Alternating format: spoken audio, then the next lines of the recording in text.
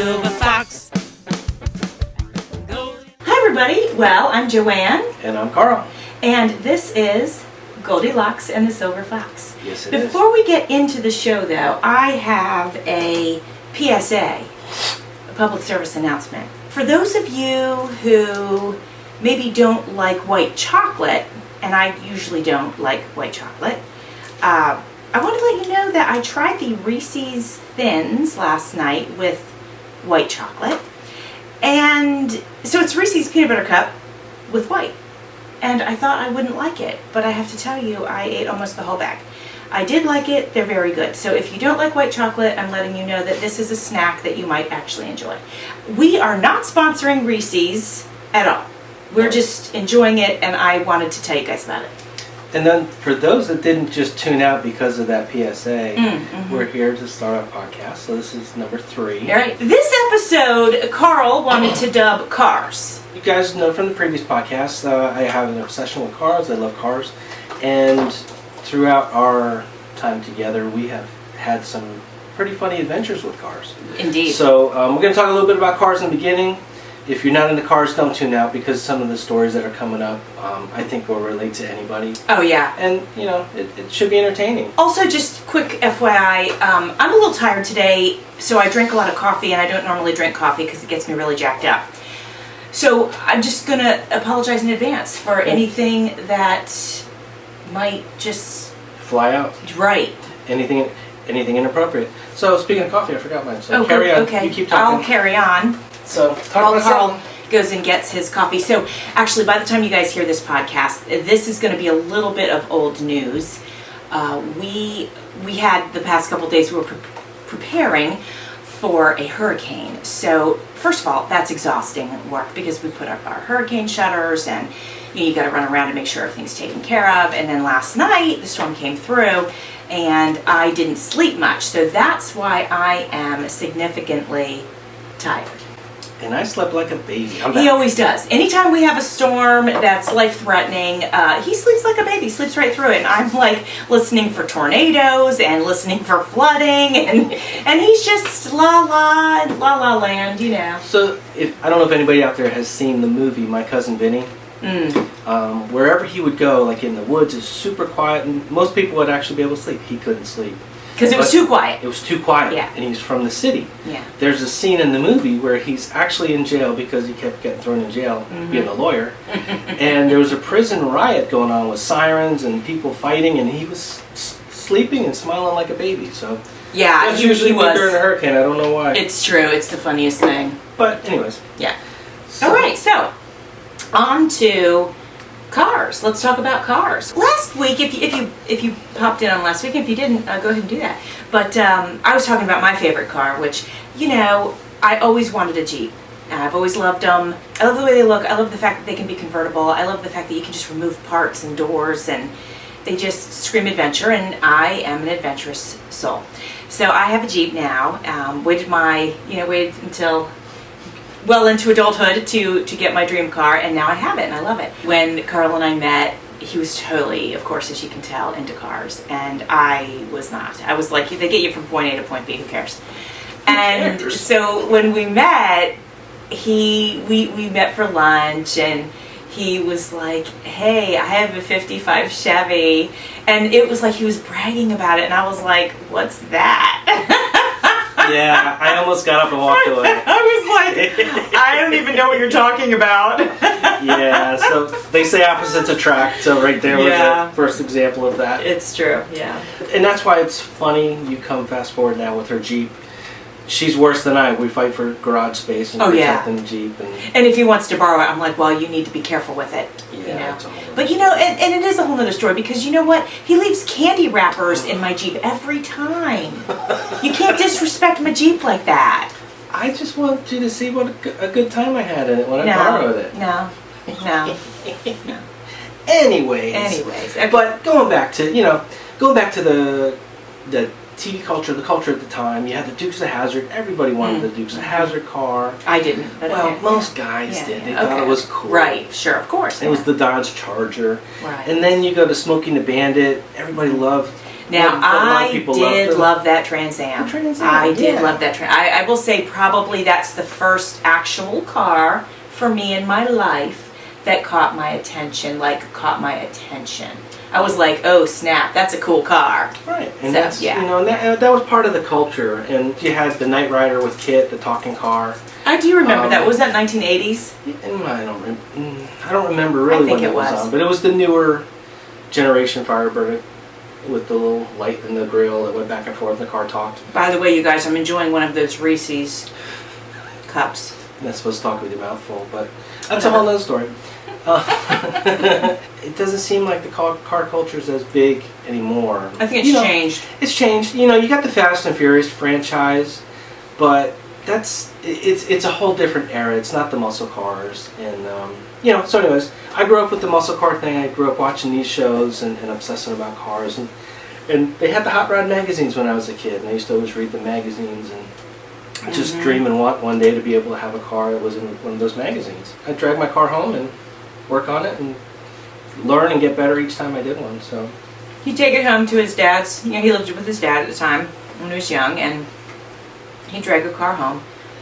He'd take all his dad's tools, never put them back where they belonged. His dad would come out and scream at him. Yeah. Where's my tools? Where's this? Where's that? Well, yeah, you know, that's true. As a kid, you know, sometimes you're just disorganized, but I haven't grown out of that yet. No, he has not. Growing up, I had a 66 Rambler 4-door, which was my very first car. And this car, I think my dad paid $200 for this car. And I was so excited to have my first car, my first chance of freedom and adventure. And it was truly the little old lady epitome of a little old lady car. It was light blue, it was a 4-door, had these tiny, tiny wheels on it. And it was kind of, you know, for a teenage boy, it was kind of embarrassing. So for me, I went out and bought a case of spray paint, black spray paint. I jacked it up as high as I could, so when you're sitting in the car, you're almost looking down at the road. Put these big wide mags in the back of it, and I had Krager mags that I put all the way around it. And you look back on it now, it's ridiculous, but I thought I was the coolest kid in the world. So what happened with, you got in trouble about something, and then your dad said, I'm taking away the keys, and tell him what you did about that, how you solved that problem. I was working early on as a kid, and I worked at a deli. And I was in middle school, actually, and I was working at a deli, and I saved my money, kind of like how I grew up. My dad had money hidden all over the house, so I took that on as well. I used to throw my money into the mattress in my bedroom and save it up. And one day he got mad at me, and I probably didn't clean my room, whatever it was. He's like, I'm taking that car back from you. And I said, oh yeah? So I marched in my room, I grabbed $200 out from under my mattress, slammed it on the kitchen table, so I just bought it. Now it's my car, so you can't take it away from me. And how did your dad react? He just smiled. He had that smile and stared at me like, okay, he had to be proud. He had to be proud because that was just such a moment of like, you know, growing up. I'm you know what? I'm taking control of my life here, and so here's your money, dude. Yeah. So now you can't take it back because it's mine. Yeah. So. His dad was pretty spicy, but I know that he would find the humor in that, and the pride as a parent of like, okay, you know, yeah. So that's kind of cool. You got me there. So I was what he's thinking, you know. But my buddy Robbie, we grew up together. We grew up with BMX bikes, and then we got into cars together, and we're both still into cars. And I used to build models as a kid, and I was starting to get into the point where I was looking for another car. He came in my room one day, and he's like, hey, let's go drive around and look for cars, because that's what we did as kids. You'd see a car sitting on the side of the house, and you knock on someone's door, and you'd ask them if it was for sale. And we've got so many cars over the years doing it that way. I had a model that I just finished building. It was a 55 Chevy little race car model. I said, if you can find me this car, I'll buy it today. And he smiled, and he's like, I know where one's sitting right now. Oh, so of course. We went driving out to Oldsmar in Florida, and he's like, there it is right there. And typical fashion for me and Robbie growing up, the body of the car was in the driveway on sawhorses. So it was all jacked up, sitting 4 feet in the air on sawhorses. And the frame was in the backyard of this house. And I don't know where the fenders of the hood or anything else was, but I fell in love with the car. It was exactly what my model was. I'm like, hey, this is a life-size model. Let's buy it. And I bought it, God, I don't know. I think it was $500. Oh, which sounds like a lot back gosh, yeah. then, but anyways, You couldn't touch that now. you couldn't touch it. No. But, so he literally had all the parts. They were all hidden in different places, in the garage and whatever. And so that was my first car. I bought this 55 Chevy, and I tried to restore it as a kid, not knowing how to restore cars. And that was probably my first car that I rebuilt and, drove around and had a lot of fun with. And then, that was my dream car for a long time. I thought I would always have a 55 Chevy. A couple of things that I do want to do is, I think we've talked about in a previous podcast, is Route 66. It would be fun to do in our Airstream and the Jeep. Yeah. Because that would make the most sense. Yeah, it would be the most comfortable. But I really want to do it in the restored Mustang that I'm working on now, and just barrel ass down Route 66 Okay. in an old Mustang. Okay. And have fun in that car. Right. Enjoy the car. And, it'd be kind of such a retro thing to do and such a nostalgic thing to do. But we might not have all the creature comforts. Right. And we'd have nowhere to sleep. But, that's all another story. You got to give up things for your dreams, We'll have to, we'll just have to, when it's time, we'll have to kind of see what we can do and, just figure it out. It'll be fun though. Yeah. It'll be an adventure either way, so. So one day we're going to do that. One day soon, yeah, hopefully. for sure. And then this past year, I wanted to have that car done for the Hot Rod Power Tour. And if you don't know what that is, it's sponsored by Hot Rod, the old Hot Rod magazine. And it's literally a group of car collectors and classic cars, muscle cars, new cars, all kinds of car enthusiasts. And they travel state to state for a 5-week period. It just seems like a fun thing to do and go, state to state on this trip. Again, not a lot of creature comforts, but it's something I want to do and get off my bucket list. The last thing I want to do when I get my Mustang, because Joanne's eating her candy right now. I am. I'm boring her to death with my stories. Truth. So the last thing I want to do... And if you want to see my face and my eyes roll when I just said truth, you can check out our YouTube channel. Yeah, that's right. We do have a Little YouTube plug. channel. So we are doing these on video too if you want to see Joanne's stuff in her face while I'm trying to tell stories. My eyes are glazing over while I And was telling tell my stories. dreams and my stories, and her eyes are glossing over. I'm sorry.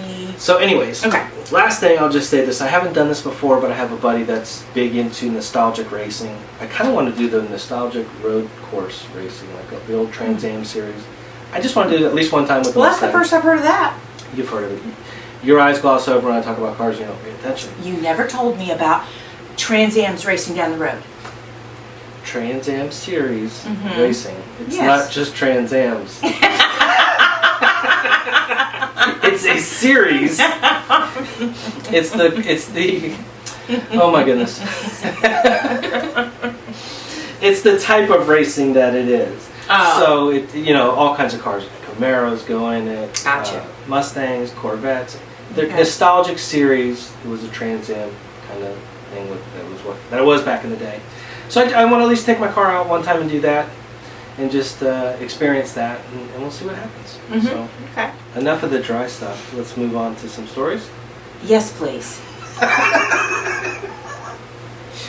One of my favorite stories is when Carl and his friend Robbie, he mentioned Robbie a few minutes ago, they dragged home a 55 Chevy, restored it, and they took it out for a test run. So you got to picture this. It's an old 50s car. It's got an old bench seat in it. So those cars had a seat, literally like a seat like a couch in your living room. So this car had a lot of rust in it. The floors were rusted out, and I didn't know you couldn't just fiberglass over rust.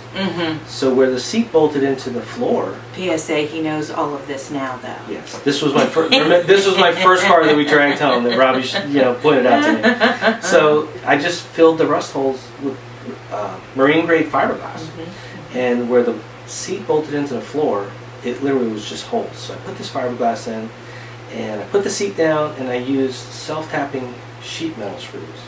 They're supposed to go into metal. That's why they're called sheet metal, not sheet fiberglass. Right. So, anyways, I think you guys know where this is heading. You might not. We bolted down the seat. I sent the motor out to a machine shop, and the motor was built. It was a fairly decent high horsepower motor. Got it back, got it in the car. I got it running, and Robbie comes showing up. In typical teenage fashion, it's like, hey, let's take it for a test drive. I'm like, I don't know if we should. I'm still working on things. He's like, no, let's go. So the steering wheel wasn't even in the car. We jump in the car because we're teenagers. And I reach behind the seat. Did you say the steering wheel was not in the car? It was not on the steering column. Okay. So I reach behind the seat where the steering wheel is. I grab the steering wheel and I literally just shove it onto the steering column. I didn't know where the bolt to hold the steering wheel was, so I didn't bolt it on. I just literally put it on there. Yeah. And as you would. Yeah, as anybody would. So we get the car and we back it out, and it's got headers on it. It's loud, and we back it out. We're out on the street, and it's like bump, bump, bump, bump, and typical teenage fashion. Robbie looks at me, he's like, "Floor it." I'm like, "No, I can't." He's like, "Floor it." I'm like, "Okay." So I floor it. I hit the gas. Instantaneous, because of our body weight, the seat rips out of the floor, falls back. The steering wheel is not bolted on, so the steering wheel is still in my hands. We fall backwards. Our feet are touching the headliner, and we're staring at the roof of the car. And luckily that my foot came off the gas, it kind of started going. It slowed down, and we had to push ourselves off the back seat to try to sit up. We're trying everything we can do to get this damn seat to sit forward so I can put the steering wheel back on and reach the brake pedal. So that was our first adventure working on cars. That's an adventure. And if you grew up working on cars, we all had these kind of stories. Right. So, but if there's a lot of people that did not grow up working on cars. Right. Yeah. So, that was the first adventure. And then you fast forward probably a year or two. The car's done, the car's painted, we're driving, it's on the road. We do something to the car. I don't know if we tuned it up. I don't know. Making some sort of repair or tune-up or something. We probably added something to make the car faster. I don't remember what we were doing. But we're driving out of my dad's neighborhood where I grew up. And it's a quiet, kind of retiree neighborhood. And typical Robbie fashion, it's floor it. Right. Okay. So we're hauling ass down this little side road coming out of a neighborhood. And all of a sudden I'm looking at the hood and it starts like... what'd you call that? It's like fluttering. It's moving. It's literally starting to... The air's under it. Yeah. So it's starting to flutter side to side. It's like bouncing up and down, side to side, and it's getting faster and faster. And before I could slow down and register what happens, the air catches the hood, it goes up, it gets ripped off the hood hinges, hits the roof, and goes flying down the street behind us. And I look in the rearview mirror, it's spinning with sparks coming off of it. All right, well, I have a car story. Okay. Let's hear your story. When I was young, here you get your, driver's thing when you're like, 15, 16? Learner's permit? Learner's permit, yeah. How old are you when we get those, 16? 15. 15, okay. 15 we get our learner's permit. It's so insignificant. I could tell you what I was eating, what I was wearing when I got my driver's license. Yeah, well, let me just tell you, I lived in a sort of household where there wasn't a lot of guidance. So nobody took me to teach me how to drive. Like, I was literally on my own to learn how to drive. I do not remember getting one lesson with any parent. And it's still evident to this day. Oh, okay. Okay. So my dad was going to give my older sister a car. Well, what was that thing? It was, we called it the Bomb, but it was an actual Ford, Expedition or something, but back from the 70s. And it was yellow like a school bus. And you could fit, I don't know, a ton of people in it. 12 people fit in this thing. It was 3 or 4 rows of seats. The whole swim team used to go with Yeah, we used to pile, because back in the day, you didn't have rules about seatbelts, so we used to pile half the swim team in there, and it was so funny.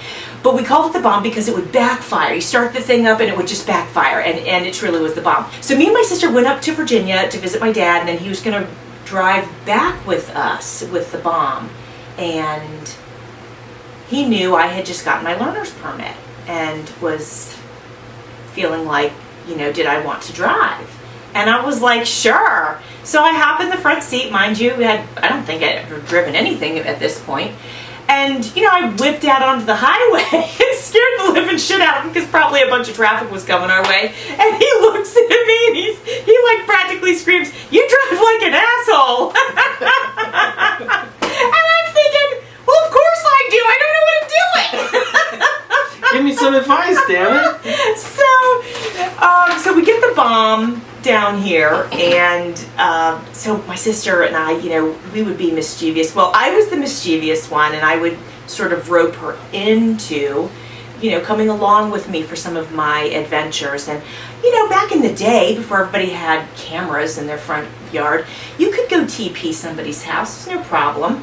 Just, wear some dark clothes, go out and TP someone's house, have a good time. So we would want to do that. But we would have to push that thing halfway down the road, because if we started it up, my mom would know we snuck out of the house, because it would backfire. Backfire and wake up the whole neighborhood. Yeah, it would wake up the whole neighborhood. So we'd push it like way down the street before we would start it up. Now, it probably still woke everybody up. My mom probably knew we were sneaking out, but we thought we were being clever, So we get it going, and but that thing, it was crazy. It was wild and crazy, but we'll always remember it. So it was like good times. It was embarrassing. It was an embarrassing thing to drive. We were on a swim team, so all the rich kids are on the swim team back then, anyways. And we were driving this piece of crap, but it got us to point A, from point A to point B, and there it is. It got the job done. Yeah, that vehicle, I never had a chance to see that vehicle, but we can all relate to that. At least, all right, I can relate to that. Because I've had cars where literally they wouldn't start, and you didn't have money to fix them, like the battery would be dead. If it's a stick shift car, you could just push it down the road, jump in, and pop the clutch, and it'll start right up, and you go where you gotta go. Yeah. So, I think we've all had cars. Carl once had a stick shift, a Fiero. Yes, yeah. Well, I don't know how to drive a stick shift. Again, nobody taught me how to drive. So, he wanted and to... it's still evident to this day. He was going to get me to drive it or something. I just tore the hell out of that thing, because I can't. I don't even know. Yeah, I let her drive the car one time and one time only. Yeah. And I pulled off in the grass to kind of let her practice. She got it buried in the grass because she popped the clutch and it just sank. I totally forgot about that. Yeah. That's so funny. So let's go back to... Okay. I love your dad to death. Yeah. And, nice guy. He's not with us anymore, right. Unfortunately. But the vehicles that he would give you and gift to you... Yes. Were not the highest of quality cars. No, they were usually maybe somebody gave him one and then he passed it along, or... Yeah, so tell everybody he gave you a 1976 Plymouth Volare. Indeed. So, don't you have a story about that car? Oh, there's so many stories about that car. Which one do you want me to tell? Tell about the Busch Gardens one. Okay, so this Plymouth Volare, and listen people, please know that I was grateful to have been gifted a vehicle of any sort, because, it helps you get around town, and that's pretty important. But, this Plymouth Volare, it wasn't in tune. It was a mess. It was a hot mess. It had these tires on it, which were like the cheapest you could find, and they would just slide all over the road, and it's just wild. So, but I had a car, and so to my sister, who was 8 years younger than me, I was cool because I had a car, and so she's like, Joanne, will you take me and my friends to Busch Gardens? And I'm like, yeah, heck yeah. So I'll pile in and take them to Busch Gardens. So, real quick, I gotta jump in. Okay. So, this car, there was something wrong with the computer, and this was the early days of computers controlling the carburetor. Right. And this car, from a stop, you would have to repeatedly tap and punch and but easily, you'd have to gas. do it very easily, because if you gave it too much gas, it would just stall on you. Right. And if you didn't give it enough gas, it would just stall. Right. So you had to be a magician with this car, and so you had to learn it. You had to feel the car. You had to become one with the car. So we're leaving Busch Gardens, and we're at a stoplight. And it turns green, and there's this little old lady. She's crossing the road, and I'm having to just magically touch the pedal in the perfect way. And Dawn and her friends, my sister and her friends, are laughing because the little old lady is making it across the street faster than we are. And that's just how this car was. Yeah. It was awful. Yeah, it was. Yeah, it was an embarrassing car to be in, around. It was. Or anything else, but yeah, it was embarrassing, and that is why. And there's so many more stories I can tell about that car, but I'm going to tell you it was embarrassing. And then Carl got sick of the embarrassment, so he said, "We're going to get you a Mustang." Right. Because this car was such a train wreck, and because I'm in the cars, I'm like, let's get a Mustang. We'll get an early Mustang. We got a '67 Mustang. And I mentioned this in an earlier podcast, but it was a '67 Mustang, and I basically said, pick out the exterior color you want, pick out the interior, we'll restore it, we'll make it whatever your little dream car would be. But we did stick with original color palette. Yeah, so for the year, so originally actually the car was this sort of a metallic pea green, and I was like, no. So I picked out parchment for the inside, and then this sort of like buttery yellow for the outside. Yeah, Not that you guys needed that detail, but Yeah. I just figured I'd share. Girly colors for the outside. Yeah, I loved it. It was beautiful. So, So it was '67, and it was a 6-cylinder. So I thought at least she'd be safe in it because knowing her driving habits, Yeah. So we restored this car. I restored the bodywork. We got it running. Restored the motor. Did the interior, and He made the mistake of asking me one day if I wanted to help.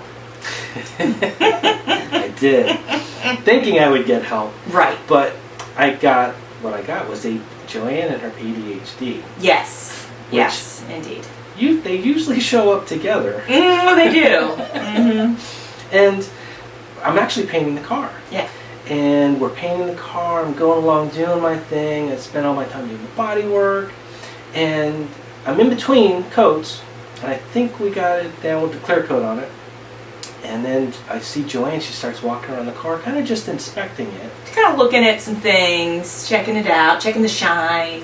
And then I look over, and then tell me what you're doing. Well, so I leaned in because something spotted, like something caught my attention. So I leaned in and didn't realize that my t-shirt also leaned in and got right in the wet paint. So her big baggy t-shirt was dripping onto the wet paint on the quarter panel. And Carl has a fit. Yeah. So that was the first time. And last time I let her around me when I'm painting. He does not ask me to help him restore cars any longer, thank God. No. It's not good for either one of us. No, it's not. No. My stress level, I can't take it. So we restored this car, and she drove this car probably, we'll say, 2 years, 3 years. Yeah. Ish. Yeah. And a couple years for sure. Yeah. it was a nice little car. I loved it. It was actually. It was a great little car. Yeah. It was a great little car. Ran great. Had air conditioning. Mm-hmm. But she wrecked it 3 times. Again, as from last week, wreck is a very strong word. Okay. Crashed. Mm. So she crashed it 3 different times. So we won't get into the stories of that. But one of them, I think she rear-ended somebody. One of them, she backed into. I never rear-ended anyone. You did too on East Bay Drive. Maybe a little tap. You had a dream about it, and then you crashed. You're like, I had a dream. I crashed the car. Oh no, that was different. let me clarify that. That was different. Okay, you're talking about the one on Belcher Road? East Bay. East Bay. Yeah. What? You're pulling out, going to work. You woke up that morning like, I had a dream I'm going to crash. No, that was the Belcher Road one that I had a No. dream. And the rain, I dreamt about the rain and the crash. Did I dream Then twice? You had a lot of dreams. Yeah. Yeah. So apparently I have premonitions about my car wrecks. Yeah. So anyways, one time she rear-ended somebody. One time she backed into a concrete pole. I do. And I don't even remember what happened on the third one. But I know there was 3. So... Oh yeah, because the Volare was the one on Belcher Road. Let me just tell you guys about that story. Hang on, let's finish up, okay. and then we'll go to the Volare. All right, sorry. Now I'm off track. Oh, sorry. So we had the 3 accidents in a Mustang. Mm. Don't remember what the last one was. But anyways, she started to tell me after each of the accidents, she's like, well, I hit that car because it doesn't have anti-lock brakes. And I backed into that pole, it doesn't have safety features, it doesn't have anti-lock brakes. And all I kept hearing is anti-lock brakes, and this doesn't have safety features, which, if you don't have anti-lock brakes, you just stop a little earlier on. But we decided, because we had our firstborn child at this point. Well, I was pregnant. Well, she was pregnant. And I didn't want to be in a car that didn't have airbags. Yes. So all I kept hearing was, this car is old, it doesn't have safety features, it's dangerous, it doesn't have anti-lock brakes, that's why I keep crashing into stuff. Well, I didn't say that's why I keep crashing. I just think safety features would be helpful. And I really didn't want that car while I was pregnant because I knew if I was in an accident, everything would be bad. It would be very bad. You notice how she said when I was in an accident, not if I was in an accident? Whatever. Anyways, so we decided, okay, it's time to move this older car, classic car, move it on because it doesn't have anti-lock brakes or safety features. Right. So we buy a Honda Civic. I think it was 1995. That's probably, well, yeah. But Andrew was born in '95, so it was probably '94. Okay. Probably '94.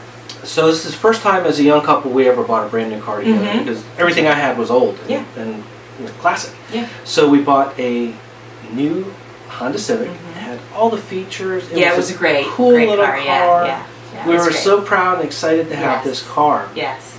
And Joanne was a hairdresser at this time. So she's got her car with all the anti-lock brakes, all the safety features. So now we should not have any more issues with damage to our car. Right. But still in those days they didn't have, you know how nowadays they have the automatic lights that turn on and off. You can set it to automatic. Well, back in the day, if it rained, you had to turn your lights on. And then when the rain stopped, you had to turn your lights off or it would drain your battery, which is what happened to me when I went to work one day. So it's Honda's fault. No, I'm just explaining why the battery got drained. So she goes into work. It was driving in heavy downpour. She gets to work, forgets to turn the lights off. Right. So at the end of the day, after she gets out of her job, Battery's dead. It won't dead. start. Yes. So she catches one of her friends in the parking lot. Hey, I got jumper cables in the car. Will you jump my car so I can get started? And I will say this, I'm very proud that as a woman, I knew how to use my jumper cables, actually. There's a lot of women, there's a lot of men nowadays, that do not even know how to do that. So at least I knew how to use my jumper cables and get my car started.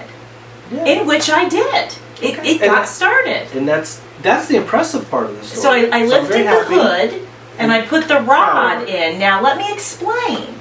In my Mustang, the hood stayed up with springs, very heavy duty springs. So you just lifted your hood and it stayed up. There was no problem.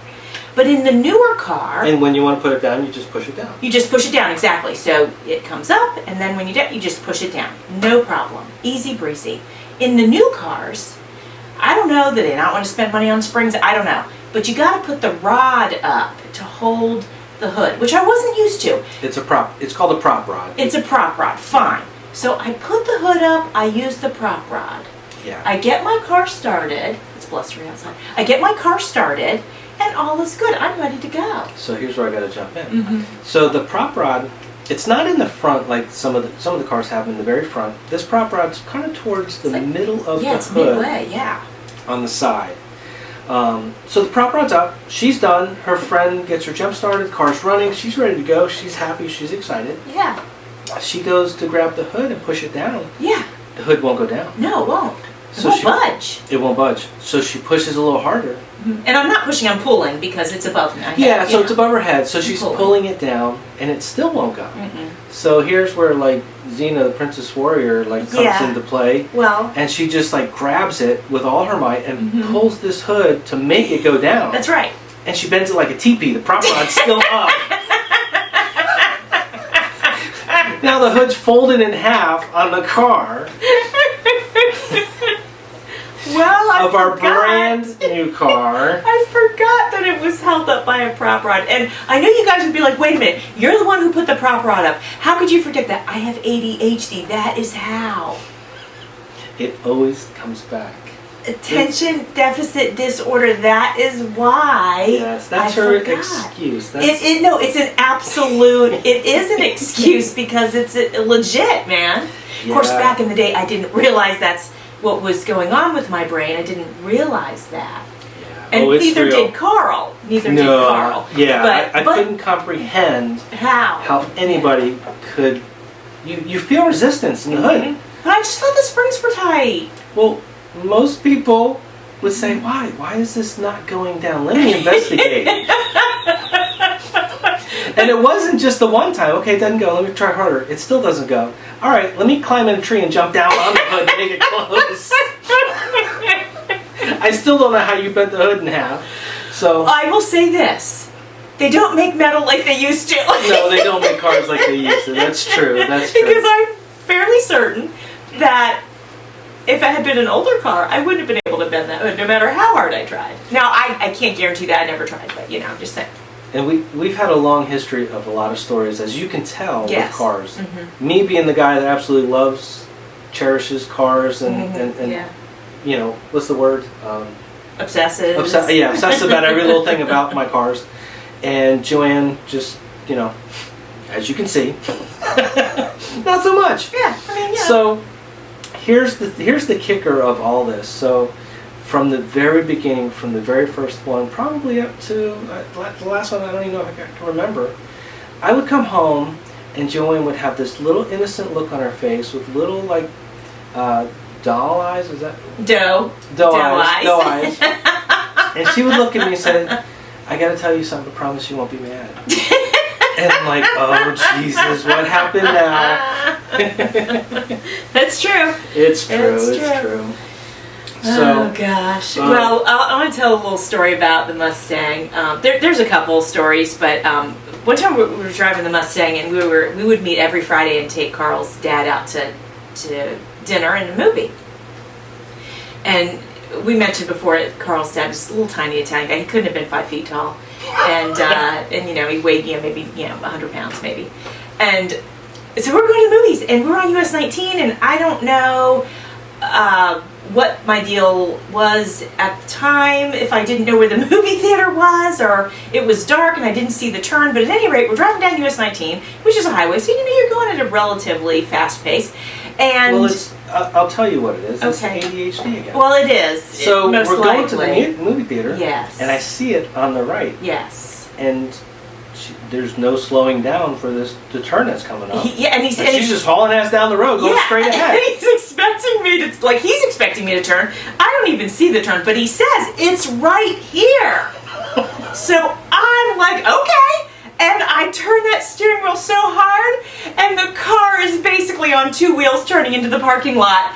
And his dad goes, again, no seatbelts back in the day. His dad goes flying across the back seat. All I see in my rearview mirror is his feet on the ceiling of the car. He literally tumbles and rolls in the back seat. Yes. Because they were like vinyl seats, so they're slippery anyway. Yes. Yeah. But he laughed so hard.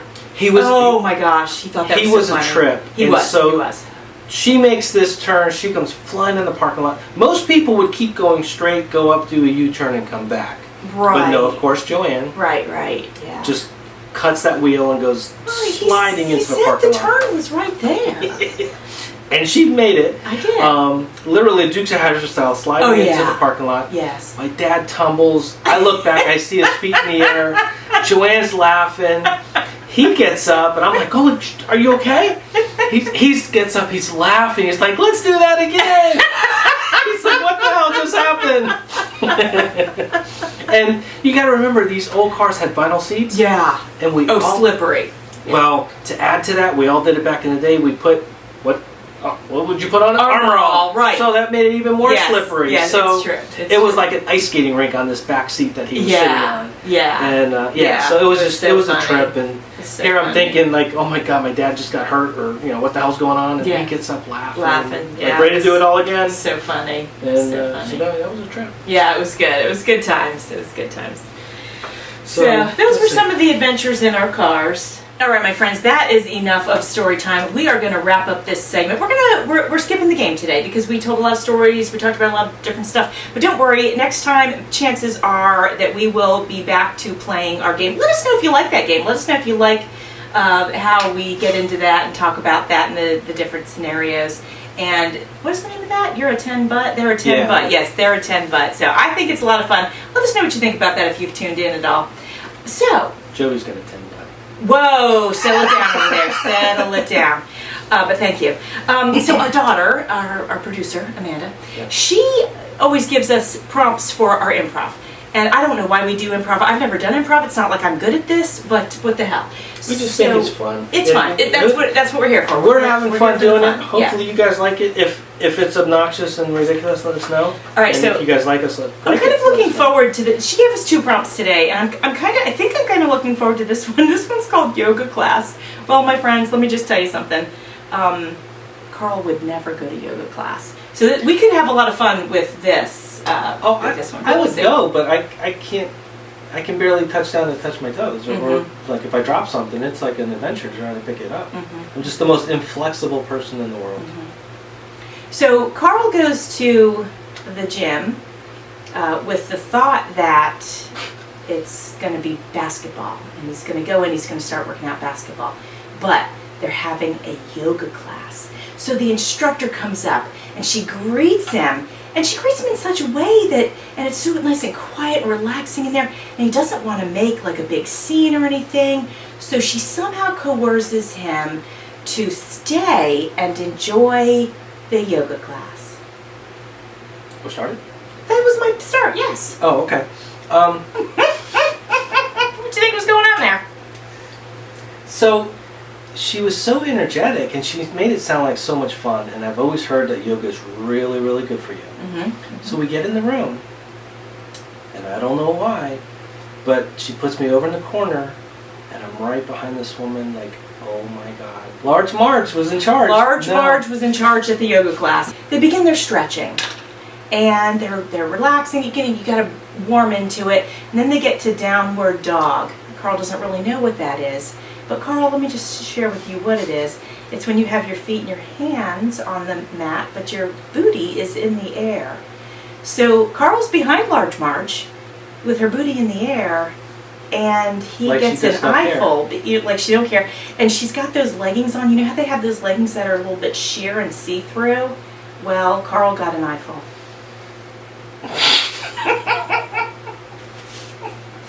Now it's your story. You can change it however you want.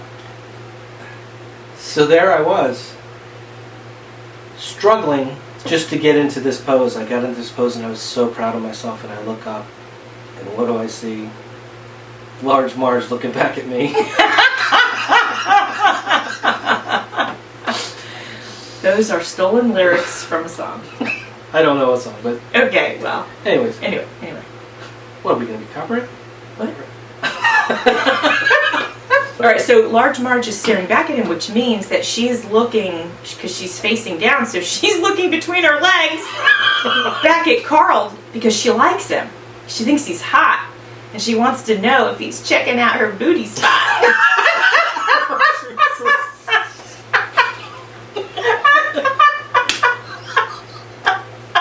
Oh, God.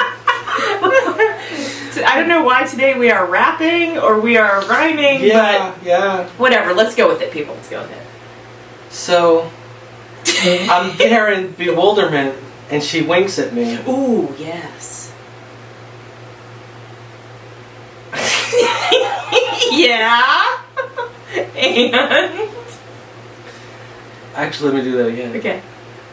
So I'm sitting there in bewilderment, and what do I see but Large Marge is now winking at me.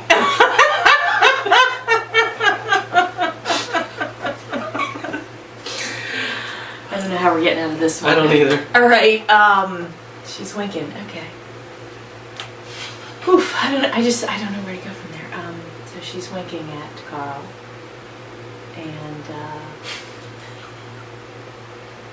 Carl freaks out, gets up, grabs his yoga mat, and runs out the door. The end.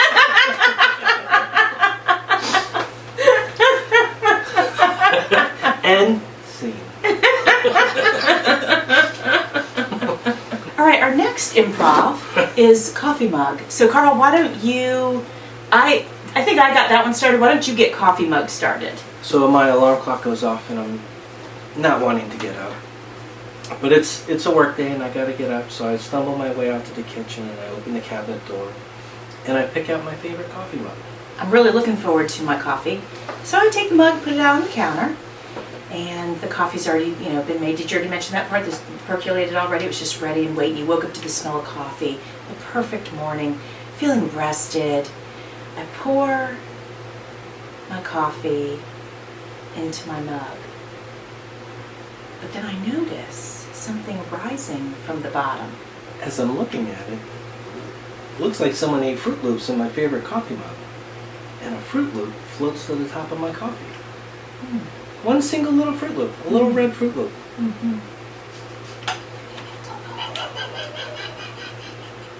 And I was surprised And now that I'm older, I need glasses. But I thought, Fruit Loop, that could be yummy. Fruit Loop, coffee, it sounds delicious. So I took a sip. And I figured, I'll just go ahead and get that Fruit Loop in there while I'm at it, enjoy a little breakfast. And started to crunch down on it, but realized it was actually a beetle. Oh, jeez. It was a red beetle. Yeah. A red beetle. All crunched up in my mouth.